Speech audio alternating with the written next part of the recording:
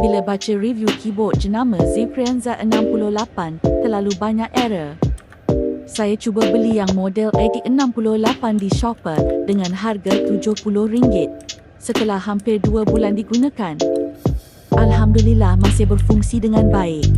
Walaupun saya guna setiap hari untuk main game. Oh ya, ini bukanlah keycap yang asal. Ini keycap model XD yang saya beli dalam RM30 di Temu. Saya memilih blue switch untuk dapatkan bunyi yang lebih selektif.